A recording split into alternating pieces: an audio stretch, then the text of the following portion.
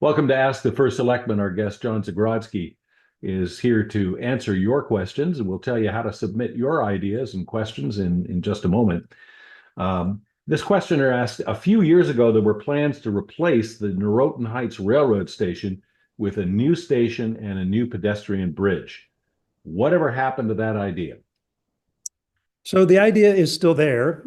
The last time I checked, which was at the end of last year, we are actually on the schedule for that station to be replaced in 2031, I believe, is when that is scheduled. So we're on their capital improvement list, but it has simply just not come up yet for them to pursue it. But that's the latest that we've heard. So 6 years from now or thereabouts.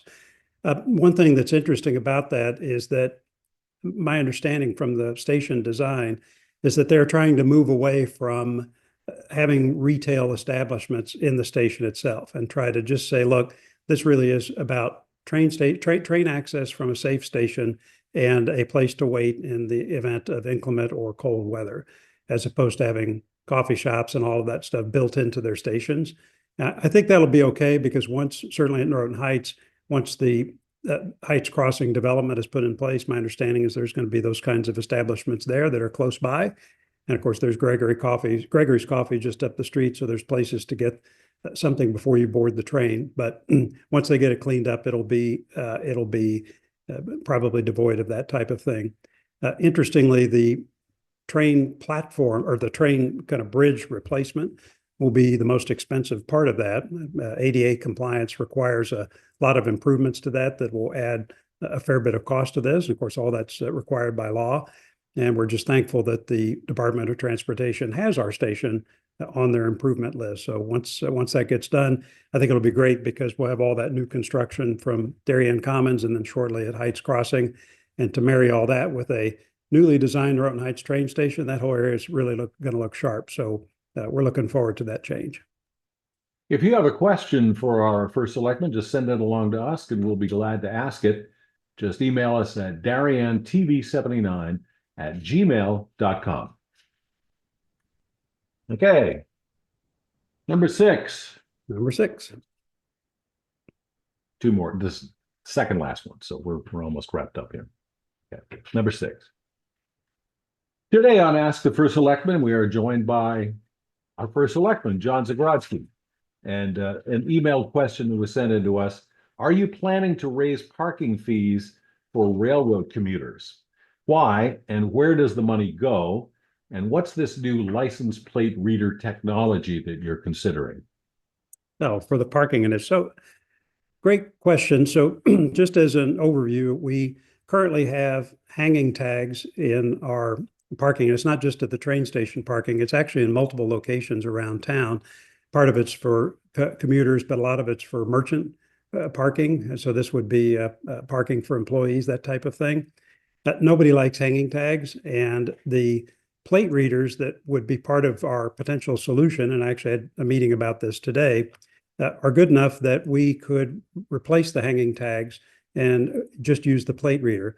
The reason we haven't been able to do that up until this point is that we have a quirk with our hanging tags, which is that when you buy a hanging tag or get awarded a permit, you're able to put up to 4 cars on that tag. But importantly, you can only park one of those cars at a time. That's why you have a hanging tag. You can move the tag from car to car.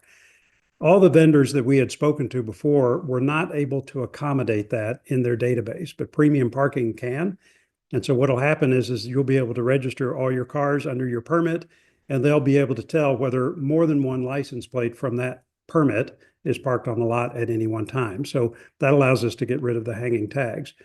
As far as raising pricing for parking, there's nothing built in at all about that. There's no plans to increase the cost of either daily parking or permit parking. And if we ever did that, that would be in the future.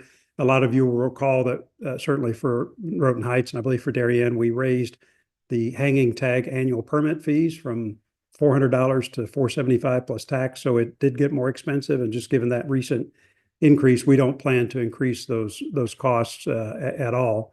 In terms of where the monies go, we are required to put the revenues from that for our state lots into a parking fund, and the proceeds from the parking fund are actually used for parking lot maintenance. So one thing that's teed up, for example, is a repaving of the Norton Heights parking lot. I forget exactly when that's going to be done, but potentially this summer.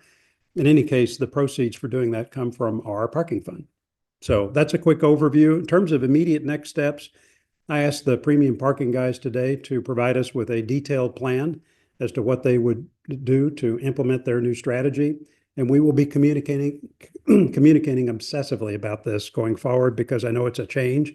And I want to make sure everybody has a chance to hear how it's being developed, understand what it means for them, how their parking experience is going to change. And we'll talk about it a lot, both on video, newsletters, mailings to permit holders, everybody, just to make sure that this goes smoothly. I told them that I wanted this rollout to be the best rollout they've had of any municipality. So we'll see if I can actually make sure that happens. But more to come on it. Parking is going to get simpler. It should not get more expensive, and you should be a lot more satisfied with what we have on the other side. If you have a question for our first selectman, send it along to us. We will ask it on your behalf here on Ask the First Selectman. Just send it to DarianTV79 at gmail.com.